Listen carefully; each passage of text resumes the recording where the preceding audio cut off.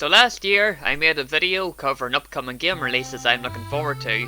Now that we've landed in 2022, I figured I'd make a new video, just to cover like the new releases for this year, such as Pokemon Legends, which is out on, oh my goodness, 20th of January, closer than I thought.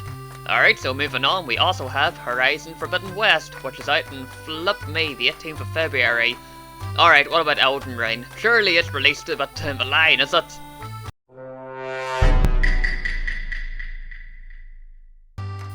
Oh boy, we're hardly a minute in, and we're 3 entries down, and I can feel my wallet crying. Alright, new plan. We're looking at games that release further than a small handful of months. So like the last video, the first 3 entries aside, I'll be talking about why I'm looking forward to these, and if I'll pick them up on lunch or down the line, you know, stuff like that. So with the new criteria, here we go folks. The game releases I'm looking forward to, 2022 edition. Okay, so our technical 4th entry is Tiny Tina's Wonderlands, out 25th of March 2022. I should probably add just at the time of recording this, you know, subject to change game release dates and whatnot, you know, in case of delays and all that, so just a quick heads up beforehand. But yeah, haven't played all of the prior entries, and even Tales of the Borderlands. You guys should probably know I'm a big fan of the looter shooter series, so hearing about a game expanding on my favourite DLC of Borderlands 2, you guys can probably guess it struck my interest.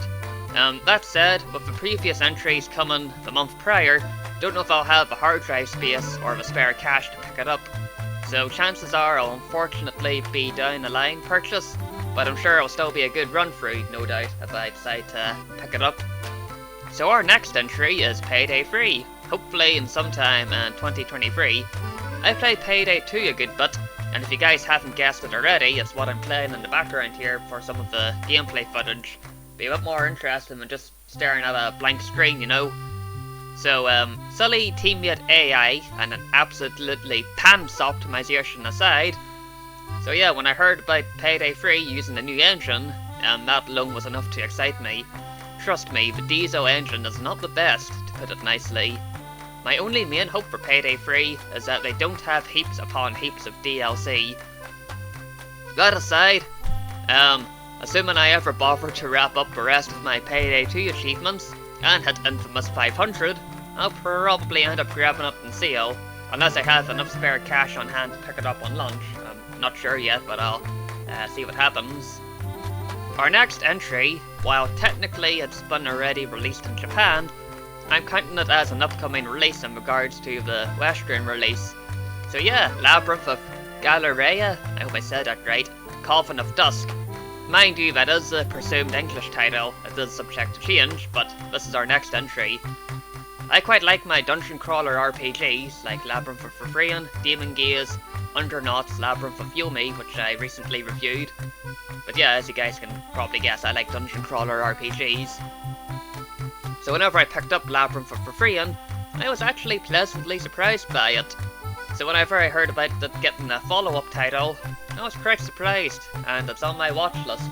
I platinumed Labyrinth of Refrain, so if I pick up Labyrinth of Galeria, assuming of course it's affordable and not crazy expensive, I'll probably try going for the Platinum Trophy, assuming it's obtainable and not crazy requirements for it. I could go into more detail, but I don't want to spoil the trophy list for the previous entry, but it involved a lot of post-game stuff, like taking down the super bosses before the actual final boss. It was a bit of a crazy way to do it, but it was still good fun. I think it took me about 100 odd hours to platinum it. I kind of just played it over I got it for Christmas, so I kind of played it over Christmas, January, and February time, because I took a break to play Demon Gaze 2, but yeah, to put it simply, I like dungeon crawler RPGs, and Labyrinth of Galeria, Coven of Dusk is one of the upcoming releases I'm looking forward to. So, there you go. So, our penultimate entry is Final Fantasy XVI, which unfortunately got a delay, but I'm still looking forward to it anyway.